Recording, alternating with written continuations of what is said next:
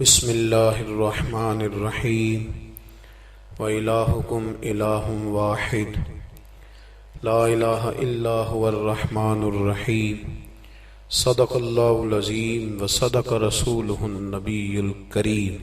درود پاک پڑھیے۔ صلاۃ و سلام علیک یا رسول اللہ وعلى آلك وأصحابك يا سيدي يا حبيب الله، الصلاة والسلام عليك يا سيدي يا نبي الله، وعلى آلك وأصحابك يا سيدي يا خاتم النبيين۔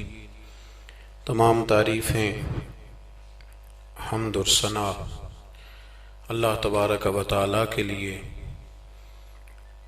درود و سلام نبی اکرم نور مجسم شفیع معظم احمد مجتبیٰ جناب حضرت محمد مصطفیٰ صلی اللہ تعالی علیہ وسلم کی ذات والا صفات کے لیے حمد و صلات کے بعد درس قرآن و حدیث کے عنوان سے اس بزم نور کا انعقاد ہے۔ آپ کو انتظار کرنا پڑا، ہم کچھ رستہ بھول گئے تھے، یوں سمجھ لیں کہ آپ انتظار کرتے رہے اور ہم مجاہدہ کرتے رہے، مجاہدہ کر کے آپ تک پہنچے۔ اللہ آپ کو بہترین صلہ عطا فرمائے۔ قرآن مجید میں اللہ کریم نے ارشاد فرمایا ہے کہ وَإِلَٰهُكُمْ إِلَٰهٌ وَاحِدٌ، فرمایا تمہارا معبود ایک ہی معبود ہے، لا الہ الا، اس کے سوا کوئی عبادت کے لائق نہیں ہے۔ والرحمن الرحیم، بڑا مہربان ہے، نہایت رحم کرنے والا۔ اللہ وحدہ لا شریک ہے، اللہ کی ذات میں، اللہ کی صفات میں کوئی اس کا شریک نہیں ہے۔ وہی وحدت الوجود، وہی واجب الوجود ہے، اسی کا وجود ضروری ہے۔ ایک ہوتا ہے شرک اکبر، اللہ کی ذات و صفات میں کسی کو شریک ٹھہرانا، اور ایک ہوتا ہے شریک اصغر، ریاکاری کرنا، دکھلاوا کرنا۔ دونوں ہی بڑے سخت ناپسندیدہ ہیں۔ اگرچہ شرک اصغر معاف کر دیا جائے گا، اس کی اصلاح ممکن ہے۔ ہمارے ہاں الحمدللہ امت مسلمہ میں شرک اکبر تو نہیں ہوتا، لیکن شرک اصغر کی بیماری بہت زیادہ ہے۔ دکھلاوا کرنا، ریاکاری کرنا، تصنع کرنا، بناوٹ کرنا، اپنے اعمال کو پیش کرنا، یہ ایک بڑا خوفناک منظر ہے۔ آپ غور فرمائیں کہ جس آدمی کے گھر میں 20 لاکھ روپیہ کیش پڑا ہو، وہ کبھی آ کے نہیں بتاتا کہ گھر میں پیسے پڑے ہوئے، کہ بتاتا ہے؟ اور جس کے گھر میں 10 تولے سونا پڑا ہوا ہو، وہ کبھی آ کے نہیں بتاتا کہ گھر میں پڑا ہے، لیکن جو سویرے تہجد کے وقت اٹھ جائے، وہ سارے محلے کو بتاتا ہے کہ میں اٹھ گیا تھا اور میں نے پڑھی ہے۔ 20 لاکھ روپیہ جو کیش گھر میں پڑا ہے وہ نہیں بتایا، لیکن جو 10,000 روپیہ مسجد میں دے دیا وہ سارے علاقے کو بتایا، حالانکہ وہ بڑی قیمتی نیکی تھی، وہ چھپانے والی تھی، لیکن اس کا اظہار کرنا، اس کو بتلانا۔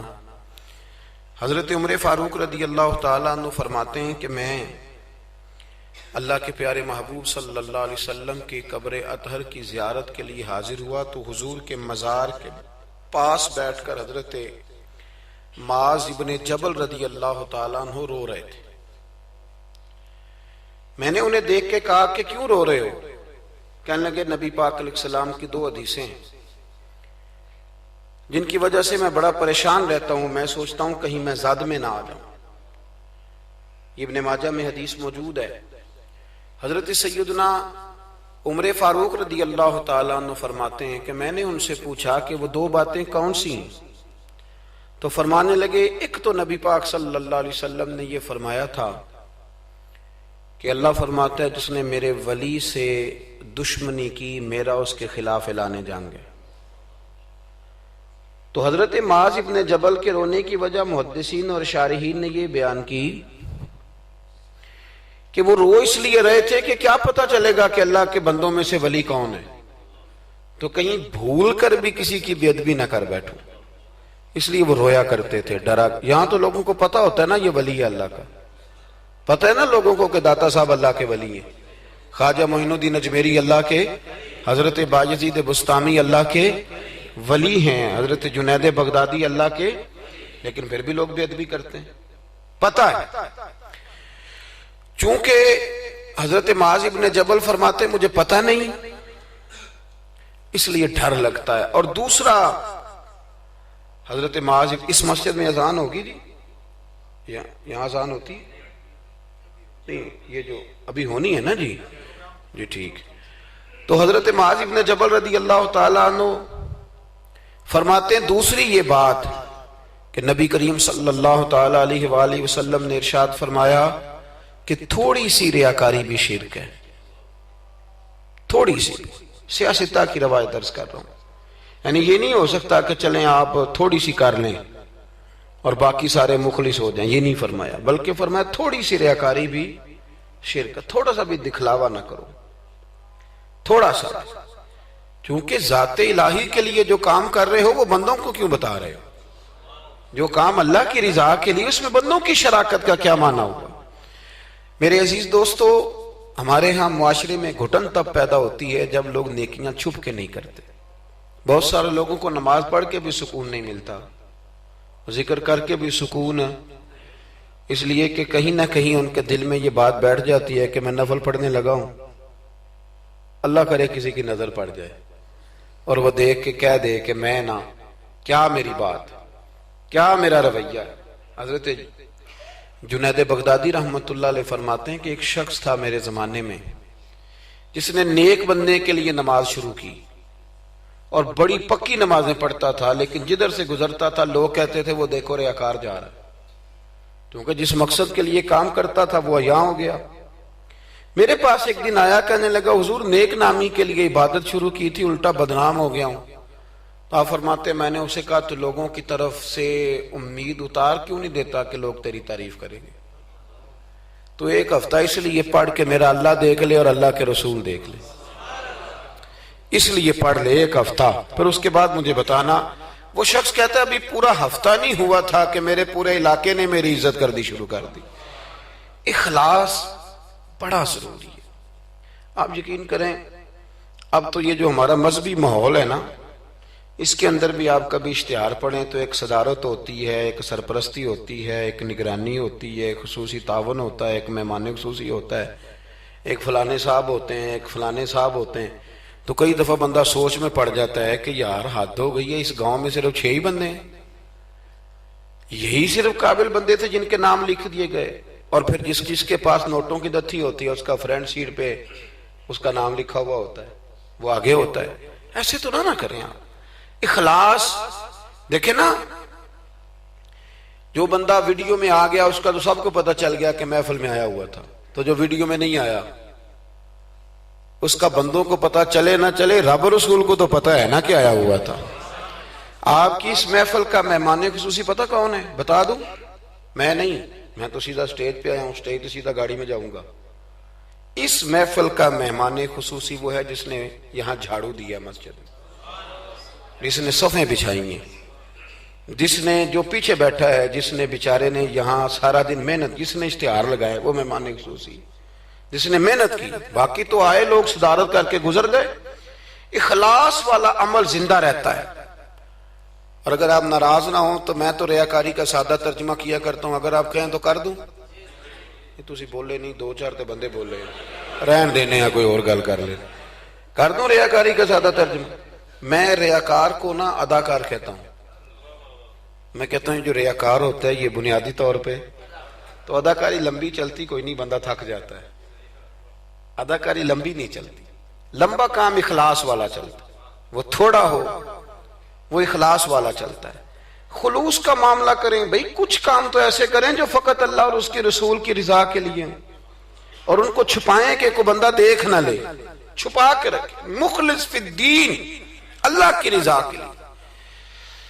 حضرت سیدنا عثمان غنی رضی اللہ تعالیٰ عنہ نے نا سید عائشہ صدیقہ رضی اللہ تعالیٰ عنہا کو نے ایک ملازمہ دی تھی، خادمہ کا. اماں جی یہ آپ کے کام کاج کر دے گی سارے، یہ آپ کو بہت ساری جو چیزوں کی ضرورت ہوگی فراہم کریں گی، کپڑے دھویا کریں گی، جھاڑو دیں گی، روٹی پکا کے، ایک خادمہ دی، کنیز دی۔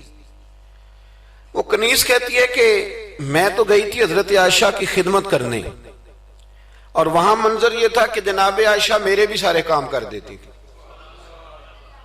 وہ روٹیاں پکانے کھڑی ہوتی تو 2 روٹیاں مجھے بھی پکا دیتی، وہ کپڑے دھونے کے لیے کھڑے ہوتی تو کہتی لا تیرا دوپٹہ میں بھی دھو دیتی ہوں۔ وہ میرے سارے کام کر دیتی، لیکن جب کوئی دروازے پہ بھیک مانگنے آتا نا تو جناب عائشہ صدیقہ مجھے پیسے دے کے کہتی جاؤ اسے دے آ۔ تو میں عرض کرتی کہ اماں جی سارے کام آپ میرے بھی کر دیتی ہیں، اور جب باہر کچھ دینے کی باری آتی ہے تو آپ مجھے بھیجتی ہیں، تو اس میں کیا حکمت ہے؟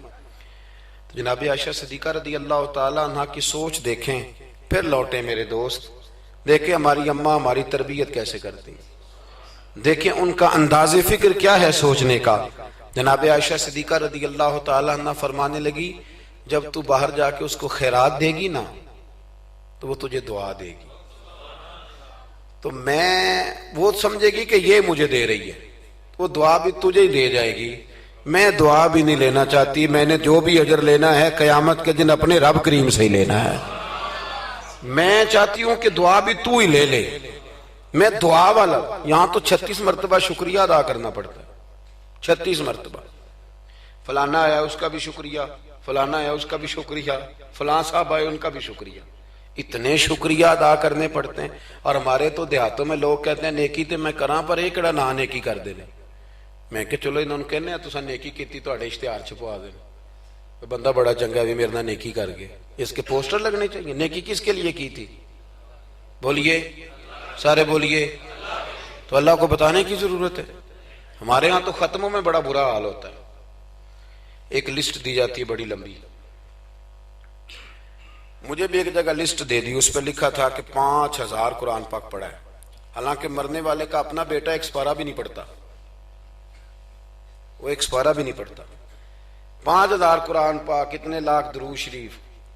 تو میں نے دعا شروع کی تو میں نے کہا کہ یا اللہ جو پڑھایا جانے والے کی روح کو بخش دے۔ تو بعد میں مجھے وہ کہنے لگے پیر صاحب آپ نے بتایا نہیں کیا کچھ پڑھا تھا۔ میں کہنے دسنا ساجے، کس کو بتانا تھا؟ ثواب کس نے دینا ہے؟ اس کو ضرورت ہے بتانے کی؟ معاذ اللہ، آپ کیسی بات کرتے ہیں؟ یعنی یہ ثواب بھی اب بندوں کو بتائیں گے؟ پھر جی یہ 50,000 روپیہ میں اپنے ابا جی کی طرف مسجد دینے لگا ہوں تو یہ ختم میں یہ بھی اعلان کر دیں۔ اچھا جناب، ابا جی آپ کو کیا دے گئے؟ کہنے لگا 2-4 ایکڑ زمین بھی، کاروبار بھی، پیسے بھی۔ تو میں نے کہا اس نے بھی مسجد میں اعلان کرایا تھا کہ بغیر اعلان کے دے گیا ہے؟ اتنی وہ تو بغیر اعلان کے دے گیا، تو اس میں سے 20,000 دے رہا ہے، اس کا بھی اعلان کرا رہا ہے۔ اور قاری صاحب بیچارے کئی دفعہ خطیب صاحب الجھ جاتے ہیں، اس لیے کہ جب وہ 1000 روپیہ دینے آتا ہے تو کہتا ہے صحیح کر کے دسیا دے محمد بشیر دکھن علامت بندے پہاڑ والا سمجھ لیں، صحیح کر کے بتانا، ہنسنے کے لیے نہیں رونے کے لیے بات کر رہا ہوں۔ یہ اتنا برا حال ہو جائے گا ہمارا، کس کو بتاتے پھرتے؟ اور میں نے دیکھا نوٹ کھول کر لوگ لے آتے۔ اس طرح نہ کریں، نیکیوں کو چھپائیں۔ چھپی ہوئی چیزیں قیمتی ہوتی ہیں، یہ قیمتی چیزیں ہوتی ہیں، یہ قیمتی ہوتی ہیں۔ حضرت عبداللہ ابن مبارک بہت بڑے درویش گزرے، عالم بھی تھے، صوفی بھی تھے، درویش بھی تھے، حدیث کے بہت بڑے استاد بھی تھے۔ اور جو صوفیاء سابقون الاولون ہوئے ان میں آپ کا نام ہے۔ آپ نہ اکثر اپنے کوفے کے علماء سے استفادہ کرنے کے لیے نہ کوفے آیا کرتے تھے۔ ہر شعبے میں کچھ لوگ اسپیشلسٹ ہوتے ہیں، تو علماء کے شعبے میں بھی کچھ لوگ اسپیشلسٹ ہوتے ہیں۔ یہ الگ بات ہے کہ آج کل جو ایک عمرہ کر رہا ہے وہ مفتی ہوتا ہے، اور اگر حج کر رہا ہے تو پھر تو شیخ الحدیث ہے، وہ کہتا ہے سارے مسئلے اب میں ہی بتاؤں گا۔ اور دو کی کتابیں پڑھ لے تو پھر تو کہتا ہے مولویوں کی پتہ ہوئے، سارا پتہ تو مجھے۔ اللہ تعالیٰ سمجھنے کی توفیق دے۔ حضرت عبداللہ ابن مبارک جاتے تھے کوفے کے علماء کے پاس، اور وہاں جا کر کے ان سے استفادہ کرتے تھے۔ اب تو ہوٹل بن گئے ہیں، آپ جس ملک میں جس ایریے میں جاتے ہیں ہوٹل بک کر دیا جاتا ہے، اب وہاں قیام کرتے ہیں۔ اس زمانے میں یہ طریقہ نہیں تھا۔ مسجدوں کے ساتھ لوگوں نے مہمان خانے بنائے ہوئے تھے، وہاں جا کے لوگ قیام کرتے تھے، کھانا پانی مسجد میں لوگوں کو پتہ چلتا تھا، مہمان آ گیا وہاں لوگ کھانا بھیج دیتے تھے۔ حضرت عبداللہ ابن مبارک رحمت اللہ علیہ اکثر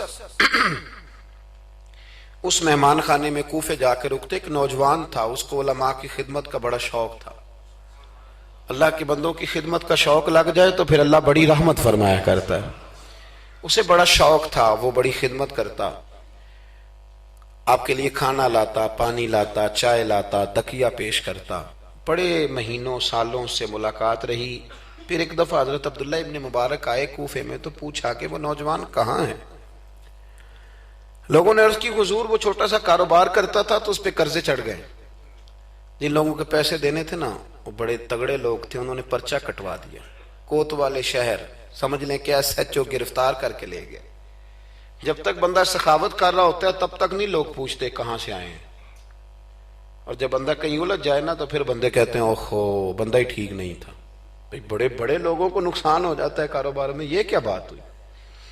حضرت عبداللہ ابن مبارک کو پتا چلا. ویسے آج کل کا کوئی پیر ہوتا تو وہ پیر صاحب پتہ کیا کرتے ہیں, جب تک مرید جھاڑو دیتا رہے پھر تو وہ کہتے ہیں میرا منظور نظر ہے, لیکن اگر قرضے چڑھ جائیں تو کہتے ہیں اس کا ذاتی معاملہ ہے, میں ذاتی معاملات میں مداخلت نہیں کرتا. تو جب تیرے گھر میں 6-6 درجن کنوں لے کے آتا تھا تب ذاتی معاملہ نہیں تھا, اب ذاتی معاملہ ہو گیا ہے. اسی طرح کام لیڈر کرتے ہیں, کام کراتے رہتے ہیں سیاستدان, اور اگر بندہ الجھ جائے تو کہتے ہیں اس کا ذاتی معاملہ ہے. تو جب دفتر کھلوا رہا تھا تب ذاتی معاملہ نہیں تھا. ہمارا یہ مزاج ہے کہ ہم طبعاً انسانوں سے نفع لینا چاہتے ہیں, لالچی ہوتے جا رہے ہیں. سیدنا عبداللہ ابن مبارک رحمت اللہ تعالی علیہ نے کہا قرضہ چڑھ گیا ہے اور وہ بند ہے جیل میں. آپ گئے, جا کے کوتوال سے ایس ایچ او سے ملاقات کی. فرمایا ماجرا کیا ہے, معمہ کیا ہے. وہ کہنے لگا حضور بچہ بے قصور ہے, بیچارہ کام کرتا تھا تو اچانک نقصانات ہوئے تو ہوتے ہی گئے. انسان جب کامیاب ہوتا ہے تو مٹی کو بھی ہاتھ لگائے تو سونا ہو جاتی, اور جب ناکام ہوتا ہے تو ایسا پھسلتا ہے کہ پھر کسی جگہ اس کا ہاتھ نہیں پڑتا. وہ الجھ گیا حضرت جی, الجھتے الجھتے قرضے چڑھ گئے. اور حضرت صاحب جس پارٹی کے پیسے دینے ہیں وہ بڑی سخت ہے, وہ کہتی ہے کہ ہم نہیں چھوڑیں گے. حضرت عبداللہ ابن مبارک رحمت اللہ تعالی علیہ فرمانے لگے پیسے کتنے, کہنے لگا 50,000 دینار. آپ سمجھ لیں کہ 5 کروڑ روپیہ. تو حضرت عبداللہ ابن مبارک, توجہ ہے نا میری بات پہ, تھک تو نہیں گئے آپ لوگ. حضرت عبداللہ ابن مبارک رحمت اللہ علیہ فرمانے لگے اگر تو میری ایک شرط پوری کرے تو میں پیسے دے دیتا ہوں. میری طرف دیکھیں, کہانی تو نہیں نہ سنا رہا میں, آپ ذرا غور تو کریں کیا کہہ رہا ہوں. یعنی 50,000 دینار. فون بند کر لیتے ہیں لوگ اگر آپ کو پیسوں کی ضرورت پڑ جائے تو, لوگ فون بند کر لیتے ہیں. ویسے کہتے ہیں چودھری کو حکم ہوا تو دسی, اور جب وہ بتا دے پھر چھٹی. 50,000 دینار. حضرت عبداللہ ابن مبارک رحمت اللہ علیہ فرمانے لگے میری ایک شرط پوری کر, پیسے میں دیتا ہوں. اس نے کہا حضور 50,000 دینار ہیں. فرمایا میں نے سن لیا ہے پر میری شرط پوری کر. اس نے کہا حضور وہ کیا. آپ فرمانے لگے اس نوجوان کو بتانا نہیں اس کے پیسے کس نے دیے, پیسے میں دے دیتا ہوں. اس نے کہا حضرت جی اسے نہیں بتانا. آپ فرمانے لگے اس کے لیے نہیں دینے, میں نے اللہ کی رضا کے لیے دینے, اور جس رب کے لیے میں نے دینے ہیں اسے بتانا نہیں پڑتا, وہ تو دلوں کے حال جانتا ہے, وہ تو علیم بذات الصدور ہے, لہذا بتانا نہیں. اس کو پیسے دے دیے. نوجوان نے بڑی منت کی کوتوال کی, یار اتنے بڑے پیسے کوئی دے گیا, کوئی 10 روپے تو نہیں دینا, اس محسن کا پتہ بتا, میں تو اس کے پوتوں کی بھی نوکری کروں گا. اس نے کہا میں مجبور ہوں, مجھے حکم نہیں, میں نہیں بتا سکتا. وقت گزر گیا, کوتوال بھی کہیں تبدیل ہو گیا. وہ نوجوان کہتا ہے عبداللہ ابن مبارک بوڑھے ہو گئے, اب گھر میں رہتے ہیں, باہر نہیں آتے. زیادہ ذوف آ گیا, اب جس نے پڑھنا ہے کچھ استفادہ کرنا ہے وہ بھی گھر میں حاضر ہوتا تھا. اللہ اکبر. وہ نوجوان کہتا ہے جیسے جیسے میری عمر بڑھتی شوق بڑھتا کہ یار میرا محسن مجھے مل جائے, میں اس کے پیر ہی چوم لوں ایک دفعہ. اتنا عظیم آدمی. اس کے بعد کئی دفعہ حضرت عبداللہ ابن مبارک ملے بھی. نوجوان کہتا ہے وہ جب بھی مجھے ملتے میں انہیں کہتا بابا جی نیک تو آپ بھی بڑے ہیں پر بندہ تو وہ تھا نا جو میرے پیسے دے گیا. تو وہ فرمایا کرتے چل دعا کرنا اللہ مجھے بھی کوئی کام کرنے کی توفیق دے دے, دعا کرنا. وقت گزر گیا, 15 سال بیت گئے. ایک دن وہ کوتوال کہیں رستے میں مل گیا تو اس نوجوان نے نا سر سے پگڑی اتار کے پیروں میں رکھ دی. کہنے لگا تجھے اللہ رسول کا واسطہ, میں کہیں شکریہ ادا کرنے سے پہلے ماری نہ جاؤں, میرے محسن کا پتہ تو بتا دے, ایک دفعہ بتا وہ کون ہے. وہ کوتوال کہنے لگا تو نے قسم ہی بڑی دے دی ہے, تجھے واقعی نہیں پتا وہ کون ہے. تو نہیں جانتا؟ کہا نہیں. کہنے لگا روز تو ان کی بغل میں بیٹھا ہوتا تھا, بعد میں بھی کئی دفعہ اکٹھے دیکھا. کہا کیا مطلب؟ کہنے لگے حضرت عبداللہ ابن مبارک. وہ نوجوان کہتا ہے میں اتنا تیز دوڑا کہ پگڑی گر گئی, جوتے ٹوٹ گئے, پیروں میں زخم ہو گئے, پر میں بھاگا کہ میں شکریہ ادا کروں. میری اجرت میری محنت سے زیادہ کیوں ہے؟ میرے محسن تیرے احسان سے ڈر لگتا ہے. کہتے ہیں دوڑا گیا, لیکن قربان جاؤں جب عبداللہ ابن مبارک کے گھر کے باہر پہنچا تو رش لگا ہوا تھا. میں نے لوگوں سے پوچھا کیا ہوا, تو کہنے لگے 2 گھنٹے گزرے عبداللہ ابن مبارک انتقال کر گئے. یہ ابھی 2 گھنٹے گزرے, ابھی بے قدراں کچھ قدر نہ جاتی, کیتی خوب تسلی ہو, دنیا دار پجاری زر دے, کتیاں دے گل ٹلی ہو, بک بک روشن اکھیاں تکیو ویکھ حویلی کلی ہو, تے کوچ نصیر اساں جدوں کیتی پہ جانی تھر تھلی ہو.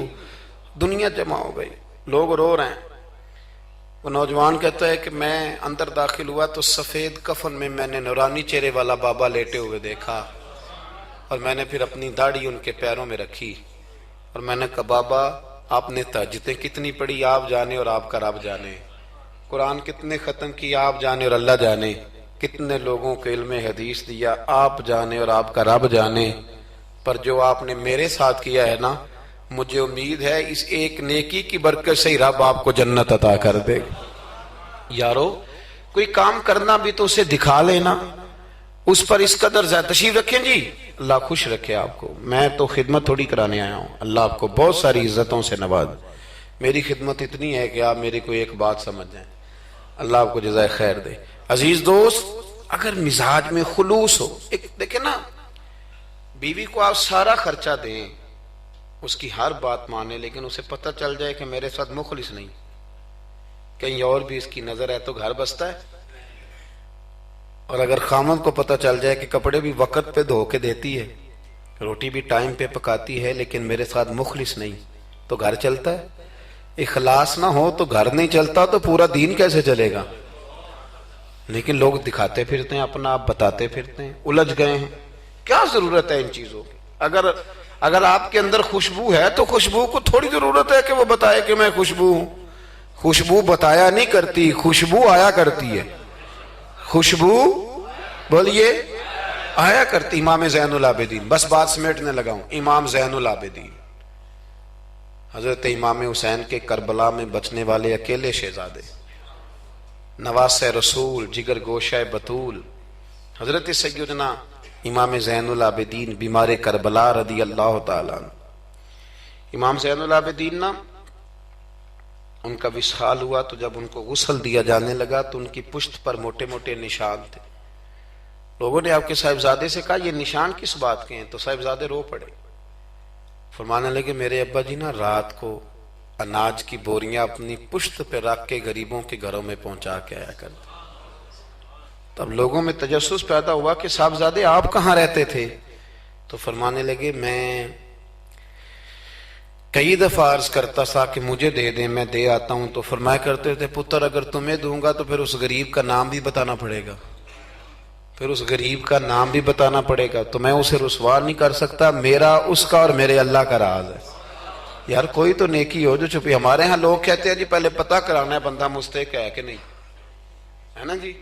پہلے میں نے امام شافعی سے بھی ایک بندے نے آ کے کہا تھا, اس نے کہا تھی میرا دل بڑا کرتا ہے سخاوت کروں پر مستحق بندہ کوئی نہیں ملتا. تو امام صاحب فرمانے لگے تیرے پاس جو کچھ اللہ نے تجھے دیا ہے تو اس کا مستحق تھا, تیرا حق بنتا تھا. وہ چپ کر گیا. کہنے لگے اگر رب کریم نے تیری خوبی کوئی نہیں دیکھی اور تجھے اپنے فضل سے عطا کر دیا تو اللہ کے بندوں کو کیوں ٹٹولتا پھرتا ہے؟ اب تو انٹرویو اتنا سخت لیا جاتا ہے, اتنا سخت غریب کا انٹرویو ہوتا ہے کہ وہ کہتا ہے اس خیرات سے تو مر جانا ہی بہتر ہے. اتنا سخت انٹرویو لیا جاتا ہے. ہم سخت ہو گئے ہیں ہمارے مزاجوں میں. ہر مانگنے والا آدمی دکاندار. میں رات کو نا لاہور تھا, تو واپسی پہ ایک جگہ پہ نا لاہور سے آتے ہوئے ایک پیٹرول پمپ پہ قریب ہی لاہور کے بریک لگائی بچے نے, کچھ تیل بھروانا تھا, کچھ اور طبی ضروریات تھیں. تو ایک بچی کوئی 10-12 سال کی وہ قریب آ گئی کھلونے لے کے. تو اس نے کہا انکل جی کھلونا لے لو. میں نے اس سے کہا بچے سے کہ کھلونا ہم نے کیا لینا ہے، اس کو 10-20 روپے دو اور ساتھ اس کو کہو کہ بیٹی رات بڑی ہو گئی ہے گھر چلی جا، زمانہ ٹھیک نہیں۔ تو اس نے شیشہ کھول کے کوئی 20 روپے اس کی طرف بڑھائے تو بچی کہنے لگی انکل میں مانگتی نہیں۔ تو بیٹیاں نا، میری بھی بیٹی، میری بیٹی کی عمر کی تھی وہ بھی، میں نے بڑی عجیب سی طبیعت میں بات اتری تو میں نے کہا بھی اس سے کھلونا خرید لو، 200 روپے کا کھلونا خریدا۔ تو اس کو میں نے کہا پتر اتنی رات کو یہاں کیوں گھومتی ہو، 10 بجنے کو ہیں اور آپ اس وقت؟ تو کہنے لگی چچا وہ سامنے کرسی پہ میرے ابا جی بیٹھے، ان کا ایکسیڈنٹ ہو گیا اور ان کی ایک ٹانگ اور ایک بازو کام نہیں کرتا۔ تو میں آپ کو افغانستان کی غربت نہیں سنا رہا، یہ میں آپ کو اپنے ملک کی بات بتا رہا ہوں۔ ہمارے ہاں جس کے پاس 4 پیسے آتے ہیں وہ کہتا ہے ساری دنیا ہی امیر ہے، وہ پھر غریبوں کا دکھ بھول جاتا ہے۔ تو کہنے لگی وہ میرے ابا جی بیٹھے ہیں، میں ان کے ساتھ آئی ہوں، تھوڑا سا سامان اور بیچنا ہے پھر ہم نے گھر چلے جانا ہے۔ تو وہ ساری رات میری آنکھوں کے سامنے بچی گھومتی رہی، میں سوچتا رہا کہ اللہ تو مہربانی فرما، بیٹیاں تو برابر ہوتی ہیں، بیٹیاں تو برابر ہوتی ہیں۔ کہنے لگی سودا ابا ہی لے کے آتا ہے پر وہ چل نہیں سکتا۔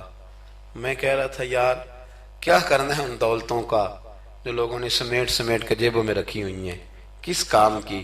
بشرط یہ ہے کہ ہم تو پیسے وہاں لگائیں گے جہاں میچ ہوگا نا کپ کا اور ہمیں مہمان خصوصی بنایا جائے گا، وہاں ہم پیسہ خرچ کریں گے۔